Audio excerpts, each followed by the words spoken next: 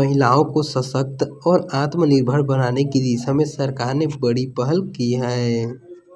महिलाओं को आत्मनिर्भर बनाने की दिशा में एक नई पहल के तहत केंद्र सरकार ने बीमा सखी योजना की शुरुआत की है। इस योजना के जरिए महिलाओं को आर्थिक रूप से सशक्त बनाने के साथ साथ उन्हें LIC एजेंट के रूप में प्रशिक्षित कर रोजगार का अवसर दिया जा रहा है। योजना का मुख्य उद्देश्य महिलाओं को बीमा क्षेत्र से जोड़ते हुए उन्हें खुद का आय का जरिया उपलब्ध कराना है। बीमा सखी योजना को भारतीय जीवन बीमा निगम यानी LIC के सहयोग से लागू किया गया है। इस योजना में भाग लेने वाली महिलाओं को पहले पूरी ट्रेनिंग दी जाएगी। प्रशिक्षण के दौरान भी उन्हें 7,000 का स्टाइपेंड दिया जाएगा, जिससे वे बिना किसी आर्थिक चिंता के साथ कोर्स को पूरा कर सकें। प्रशिक्षण पूर्ण होने के बाद महिलाएं LIC की अधिकृत बीमा एजेंट बन सकती है।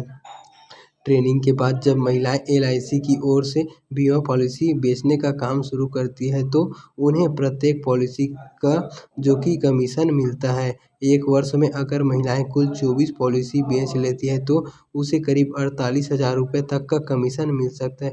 इससे महिलाओं को आत्मनिर्भर बनने का रास्ता मिल सकता है और वे पुरुषों की तरह बीमा सेक्टर में सक्रिय भूमिका निभा सकती है। बीमा सखी योजना का लाभ केवल महिलाओं को ही दिया जाएगा। योजना के लिए आवेदन भरने वाली महिलाओं की उम्र 18 से 70 वर्ष के बीच होनी चाहिए। इसके साथ ही महिला ने किसी मान्यता प्रमाण पत्र के साथ 10वीं कक्षा उत्तीर्ण होनी चाहिए। यदि परिवार में कोई सदस्य पहले से ही LIC एजेंट के रूप में कार्यरत है तो उस महिला को इस योजना में शामिल नहीं किया जाएगा। इस योजना के लिए आवेदन भरने के लिए जो कि सबसे पहले महिलाओं को कुछ ज़रूरी दस्तावेज अपने पास रखने होंगे। इसमें आधार कार्ड, पैन कार्ड, 10वीं की मार्कशीट, मोबाइल नंबर, निवास प्रमाण पत्र, जन्म तिथि का प्रमाण और बैंक खाता पासबुक शामिल होनी चाहिए। दस्तावेजों की सही और स्पष्ट जो कि प्रतियां आवेदन के समय मांगी जाएंगी ताकि प्रक्रिया में किसी प्रकार की अड़चन ना आए। जो महिलाएं इस योजना के लिए आवेदन करना चाहती हैं उन्हें सबसे पहले LIC की आधिकारिक वेबसाइट पर जाना होगा।